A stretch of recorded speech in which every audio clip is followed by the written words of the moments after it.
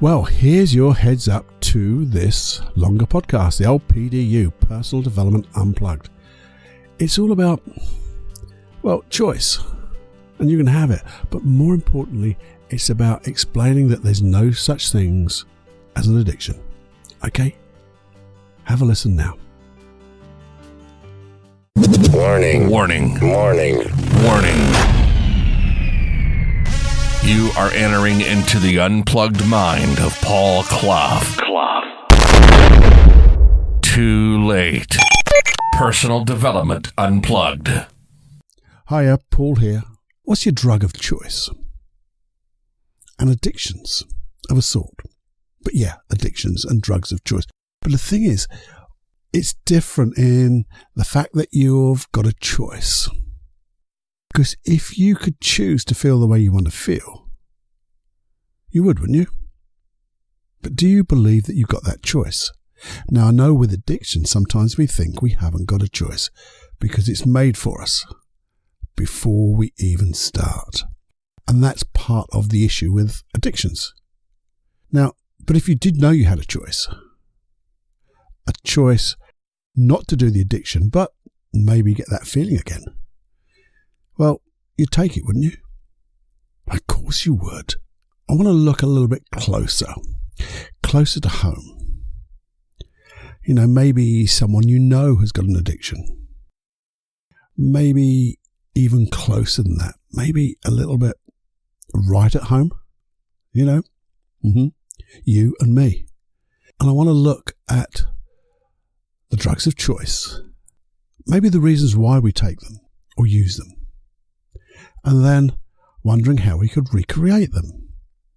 Because you see, what do drugs do? And these are any drugs. These could be from painkillers to, well, we'll go through a list shortly. But any type of drugs that we're using, what do? Well, don't they just create or stimulate your brain to create these different things in your mind, in your brain and in your body and create that feeling? So it's the drugs that are actually creating or stimulating your mind to create those particular feelings. Well, if your mind can create those particular feelings, do you really need the drug to do it? Just a thought. It's a thought I'm having anyway. Not that I'm addicted to anything, not that I know of anyway. But the thing is, let's look at just a little bit about drugs. A little bit. What type of drugs do we use? Well, obviously, you've got drugs. I call them drugs. Things like coke, cocaine. You got weed, hashish, or whatever you want to call it. I don't do these type of drugs, so I don't really know that much. But I do know that, you know, some will make you high, feeling excited, feeling, you know, in the moment. You know, away from everything else. You're in the moment. Or you've got the ones that just chill you out. Just mellow. But even coming away from that, think about alcohol. Alcohol we can use to relax. You know, after a hard day's work, we might want a nice glass of wine or just a nice gin and tonic, a whiskey. Or maybe when we go to the pub, we just like to just relax with our friends. Now, forget our troubles. Because that's what it does, doesn't it, to start off with? It allows us to just chill out, maybe. When I say forget our troubles, it means not necessarily forget them, but just allow us to just let them go for a short while. That's the trouble, isn't it? It's all a short while. And the thing is, does it work? Well, yeah, it does. They both of those type of drugs work in the short term. But do those troubles disappear? No. Do those feelings last? No. But you've had those feelings before, haven't you? Without the drugs, you know, feeling chilled out, feeling in the moment, feeling relaxed. Yeah, of course you have. Think of smoking. What does smoking do? Now, to me, not every cigarette, because when I used to smoke, some cigarettes were just, to me, really nice. You know, a nice cup of coffee in the morning with a cigarette, just relaxing before the day starts. Or maybe after a meal, to just relax after a meal, getting ready before the afternoon starts. There's a theme there, isn't there? Sometimes I just have a cigarette just to get away from things, to be able to concentrate. It's still the same type of theme. getting yourself into a state. Did they all do it? No, they didn't. But the funny thing is, you still smoke the ones that aren't particularly nice. That's weird, isn't it? So it's becoming like a habit. So it's not an addiction, but it's a habit. But a habit that can be an addiction. But I'm going to tell you something about what I feel about addictions in a moment. It might shock you a little bit. You say, what about eating? Is eating a drug? Well, I think it is. It is when you are addicted to food. Maybe you're addicted to sugar. What does that do? Give you a rush? What about that comfort food that we have? Sometimes where we just want to eat something and it just makes us feel good just for the moment. It takes away all that other stuff and we can just, be comfortable. Comfort eating. But comfort eating doesn't just stay there, does it? It happens more and more. And the thing is, it works, but works for the short term. What about exercise? Is exercise a drug? Can be, can't it, when we do too much of it? And when I say do too much, it's as if you're having to spend more and more time in the gym, more and more time, say, running, going out, doing those exercises, out on the bike. You're doing it more and more because of that hit you get. That hit that makes you feel so good at the moment, in the moment. Does it last? Well, I don't think it does it? Because that's why you do it again and again and again. It's that short-term hit each time. But the more you do it, the more you get it, and the more you just want more of it. What about work? Is that an addictive drug? Well, for some people, I guess it is, isn't it? Because you see these people that are workaholics. That's what people call alcoholics, isn't it? And drugaholics, if there's such a word. Eataholics. But people work too much. Now, why do they do that? Sometimes they get that rush of doing things, completing things, successful. Maybe it's that power.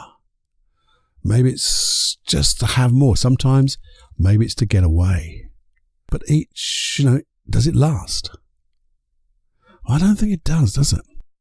But the thing about all of these, and I wonder, what else can you think of? Could be a drug of choice. Maybe it's just lazing. Procrastination. Is that a drug of choice? Weird, isn't it? The more you think about it, because we do it more and more. If we suffer from procrastination, a lot of it, we're getting something from it, aren't we? We're getting something, or we're not getting something, which means we're getting something. Something to consider, really, I guess. And this has just got my head, going round in circles about, what do you call drugs, and what do you call addiction? And you see, I believe a couple of things. And what I believe is, your unconscious mind uses these drugs. And uses them because it gets the result in the short term. It's a quick fix. And it works. So if you need to relax, maybe that cigarette does it. If you want to be in the moment, maybe that cocaine or whatever that drug does. If you want to chill out, or maybe you just want that comfort and you want to get away from things, you just go and eat something.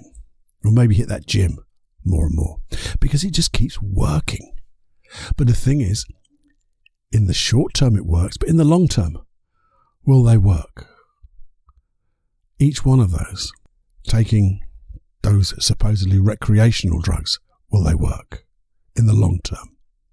No, they won't, will they? Drinking. Have you seen anybody keep drinking more and more and then drinking less and less? Doesn't work, does it? Smoking. People just keep doing it. Eating, exercise, it just doesn't do the job that it's supposed to do. But your unconscious mind knows that it works in the short term. And that's what your unconscious mind is programmed to do initially, to find a solution to this issue. Whatever the issue is, whatever the target is. But because it does in the short term, it's not really being educated to notice the damage that's being done in the long term. And that's where a lot of my work comes, working with people, because basically here's the other belief that I have. Addictions, I don't believe anybody's addicted to anything. I just think addictions are just lousy behaviours that you do more and more unconsciously to get that short-term fix. And when we decide to change the behaviour, that's when we get the result. But we can't just change the behaviour. Well, we can, but we change the behaviour when we know what the positive intention of that lousy behaviour was. What is your unconscious mind trying to do? You see, if you just try to work at changing that addiction, if we're going to call them addictions, which I don't, those lousy behaviours, well, maybe you're just working on the effect side. You're trying to put a plaster over a cut. You're not working on the thing that keeps causing the cut. Keep causing that blister. Keep putting something over it. Wrapping it around the shoe. Well, actually, no. Let's resolve it at the core, the root cause. Because if you're going to deal with the effects, you're going to be there forever. But saying to your unconscious mind, look, I know you're doing what you're doing for me with a wonderful positive intention, but it's just not working anymore. There's a conflict, and in the long term, ultimately, some of these drugs will ultimately kill me. There's no doubt about it. It's proved, medical science and all that stuff.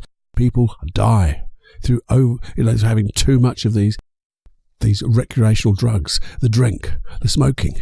People get obese because they eat too much. And what do? They get diabetes and they die. And they don't have to, because you change the behavior.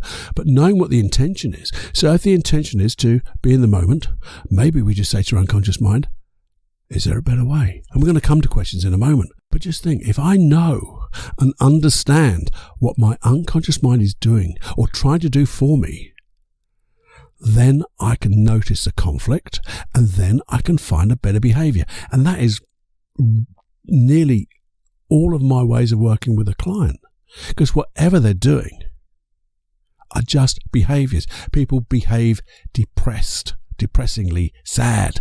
They behave with anxiety. They become and behave anxious. They are not anxious people. They are behaving that way. And each and every one of these is like an addiction. We find with your unconscious mind, what's a positive intention? So is it to be in the moment? Is it to be chilled? Is it to take you away from the stress of the day? Is it to take you away from those troubles? Is it to find comfort? Is it to get that hit of feeling good? Whatever it is, once you know that, and then we can understand the conflict that this short-term hit will ultimately fail, because it goes against the prime directive of your unconscious mind, which is to keep you healthy and alive. So therefore, we're then going to say, well, if there's a conflict, what can we do? Because we're going to deal with the cause and not the effect. You see, if this is something that you're just starting out on and you're starting to notice, well, I'm doing a little bit more drinking. I'm smoking a little bit too much. Well, I think smoking at all is too much. Or I'm starting to eat a little bit too much. Or I'm going to the gym a little bit more often. Then it's time you can do this yourself. You can just sit down and go, do you know what? I want to think about this. I'm going to ask my unconscious mind, what are you trying to do for me? What is the positive intention? I knew for smoking, for me, it was primarily to get me to think and take me away from the busyness of an open plan office, to get me to do the important things, such as write some very important letters that I couldn't do in all that noise. So I went away, had a cigarette, sat down quietly and wrote. And then I found out that it works for thinking. So I would then go into, when I worked from home, I'd go out into the garden, away from the noise of the computer and everything else, smoke with a book. Not smoke with a book, but, have a cigarette, have a book, and think. And I thought to myself, well, if the positive intention is to get me away from the noise, because that's what it was, do I need a cigarette to get away from the noise? Because I can still walk outside and do that work. I can still walk into the garden with a book and think. I can find any environment to go away in and think. Now there's a concept. Everything that's missing from all those other alternatives were a cigarette, and I didn't need it. But it was a great little signal to me, say, well, my unconscious found one way for me, and now I can find healthier, better options. Stop smoking, no problem. And that's what we do. So if you're just noticing you're doing a little bit more of stuff that really isn't the most healthiest behavior you can have, and before it gets into what we call addictiveness, start to just think in this way. Get a book. Get your Jenny journal out. And just notice, what is the effect of doing this? How do I feel when I do it? What is it taking me maybe away from? What does it allow me to do differently that I can't do or I'm not doing at this moment? And if it's like me, you'll notice it was just thinking time, getting away from the noise. And then you go, well, actually, in my example, this smoking will ultimately kill me. So all the thinking in the world is not going to make a difference. Why don't I just find different ways to allow me to think? And I found millions of different ways, and they're so exciting. I can go by the river, I can go to a coffee shop, I can sit in this recording room, I can go to anywhere and think and make notes, and I can talk to people and think. And as soon as I did that, that urge of my unconscious mind goes, well, I don't need the one which is going to make me ill, the unhealthy option. And automatically you will change. Now the thing is, maybe you want to understand this a little bit more. And there's a way to do this. Now if you want, and this isn't a plug, but it is a plug, if you go to paulcloughonline.com, it'll open up with free your life from anxiety. And it's a course I'm selling. But the first 5 days of it are absolutely free, where I explain how these things happen and the things that you can use to really understand the way you communicate yourself. And that's about anxiety, but you can put these in its place. So all you have to do is sign up for it. You don't have to carry on after. There's no money up front. If you want to carry on, obviously, but those first 5 days, which are absolutely free, will help you understand those positive intentions and allow you to make those changes. Obviously, if you feel that you are too highly addicted, I don't like the word, but you really feel that you can't do it yourself, or you've gone down that track a little bit further than makes it easier for you to change, well, I really do suggest that you find a therapist to help you. I've always said that, my training is with hypnosis, NLP, timeline therapy. And I think those three, with all the processes and understanding and the philosophy of positive intentions and things like that, you could find somebody who could really help you really quickly, because it doesn't have to take that long. I work with people every day with those particular things. And very rarely do I take more than 2 sessions to get the results that people want. So you could do that too. If you wanted, you could work with me. Here, have a listen. It's my little plug for a little bit of working with me. If you're suffering from things like anger, excessive anger in your life, too much sadness that keeps recurring and recurring, fear of anything, or just grieving too much about loss. Maybe you're jealous, or maybe your self-confidence it's never high enough, or like your self-esteem, that's never high enough, and it should be. And you shouldn't have to suffer through anger, sadness, fear, grief, jealousy. Do you know what? I hadn't thought about this for a little while, but why don't you come and work with me? Because, I've told you before that I work online, I do coaching, I do therapy online, but I've never really thought about offering it directly to you. So why not? Don't listen to what other people say when they say things take such a long time because they don't. 2-3 sessions is generally all that's needed to get rid of some of the biggest problems in people's lives. I see it day in, day out with my clients. So that's something you can consider, because I do know this, that we always put things off. We put things off and then we'll go to that bit where we go, oh, if only I did. So here's the thing. Imagine that putting off has gone by and you've decided to send me an email at feedback@personaldevelopmentunplugged.com saying, hi Paul, I've got this issue, I'd like to work with you, and here's my telephone number, here's my email address.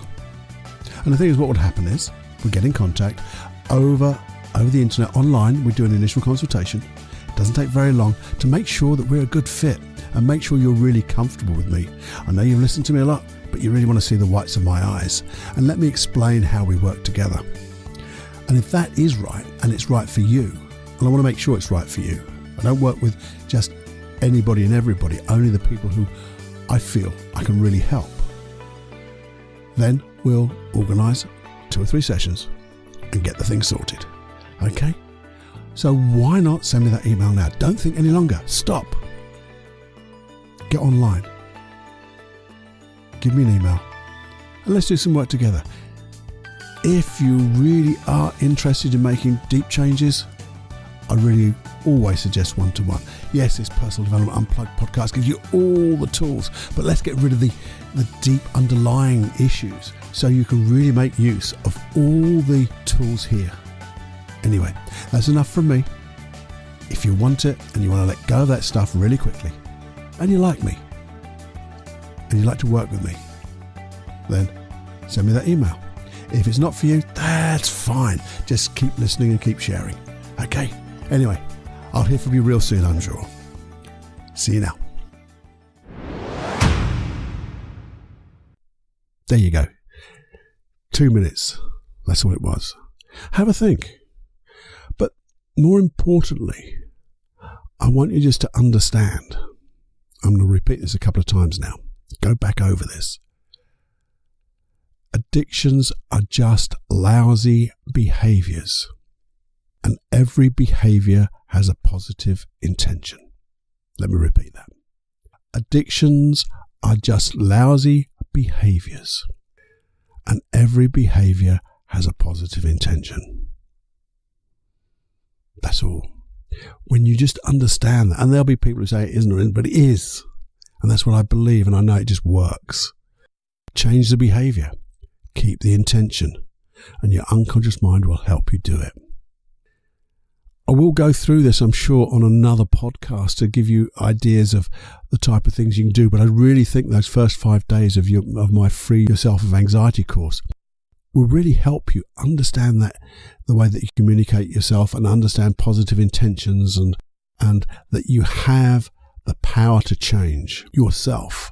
You don't need gurus and special secretive ways.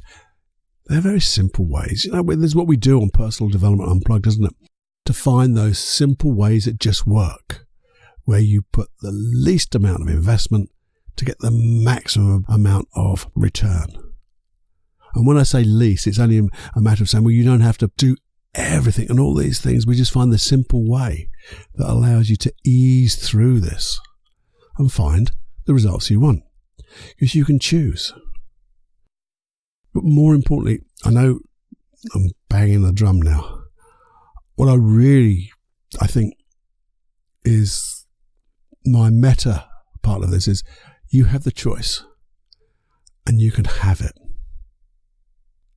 If you think about it, and here's a little thing, and this is where probably the next podcast will be, or a further podcast will link to this, is every feeling that you have taking one of those drugs, whether it be those so-called recreational drugs, drink, smoking, eating, exercise, work, every feeling that you get, you produce yourself.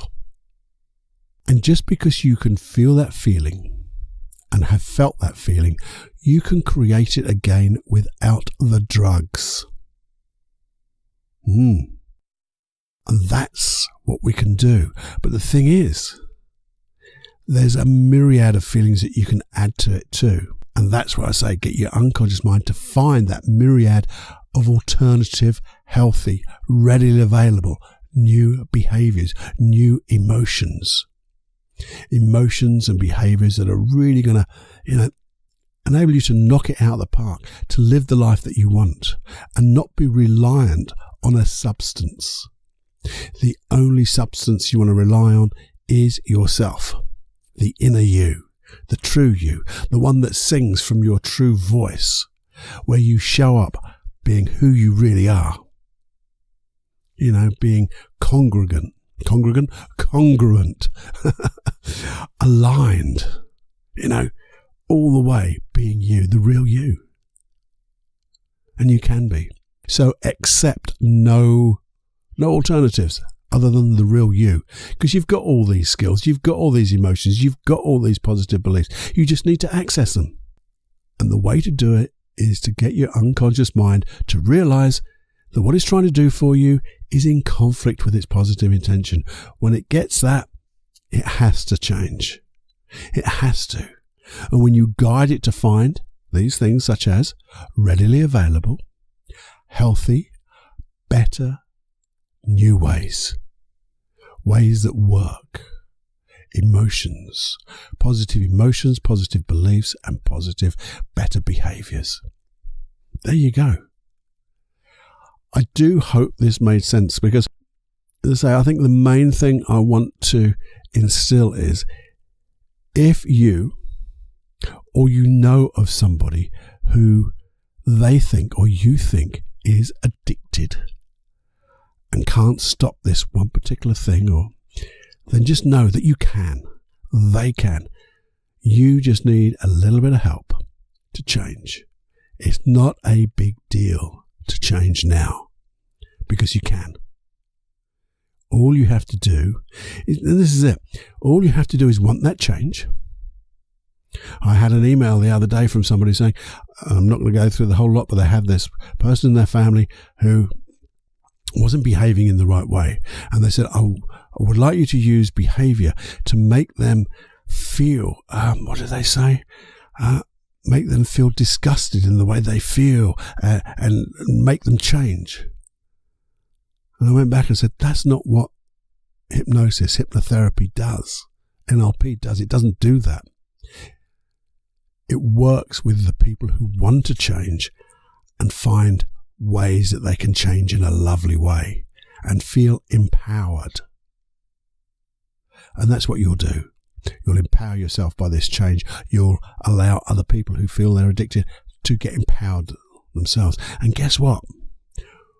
When you do make those changes, gee whiz, how many other changes could you make even easier, bigger, better? And that's what empowerment is. Deal with the cause, blow out the effects, and then start creating the life you want. Could say need. Sometimes we need these things, or we feel we need them, and let's get them in a natural, healthy way. If any of that made sense to you, please do email me at feedback@personaldevelopmentunplugged.com. I just want to know that it makes sense. I want to know, ideally, if you signed up to that 5 days, forget about moving on and paying for the rest of it, do the free 5 days. I'd love to know what you felt, what you understood. Maybe I can make it even clearer, but I think I've done a really good job there. I'd love to know the type of things maybe you're struggling with, because this might seem too easy, but it isn't too easy. It's just easy. But if it seems too easy and you've got issues that you like to deal with, let me know, and we'll deal with them here on this podcast. We're not going to shy away from anything. We're going to find a good, easy, empowering way to do it. And if I don't know it, I'll go and find it, or find somebody to teach me it, to teach you, because that's what it's all about. So please do get in touch with me. As I say, it's feedback@personaldevelopmentunplugged.com, and you'll come straight to me. Those emails and email addresses won't go into any list. You only put yourself into my list if you want to, and that list stays completely confidential. It doesn't get shared with anybody. Okay. And remember my little thing about sharing. Have you shared? And if you haven't, why not? I'd love you to share this podcast or any of the ones that you feel are good. And think about your friends and the people around you. Maybe you're never quite sure. If you just suggest it, they might just go, well, maybe. And it might just be the best thing since sliced bread for them. It might be that one little thing, the one thing that makes a difference. Fingers crossed. Let's hope so. Anyway, that's me rambling on forever. But just remember, the main thing, there's no such thing as addiction. Addictions are just lousy behaviors. And every lousy behavior has a positive intention. Understand the intention, we'll find a wonderful, empowering new behavior. A belief that supports it. And an emotion that feels absolutely wonderful. Come on, let's have more passion than you can stand.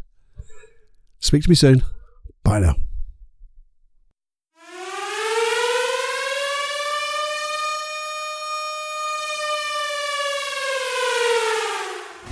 Warning, you are now leaving the unplugged mind of Paul Clough. It's time to fly on your own. Be brave, my friend. Personal Development Unplugged.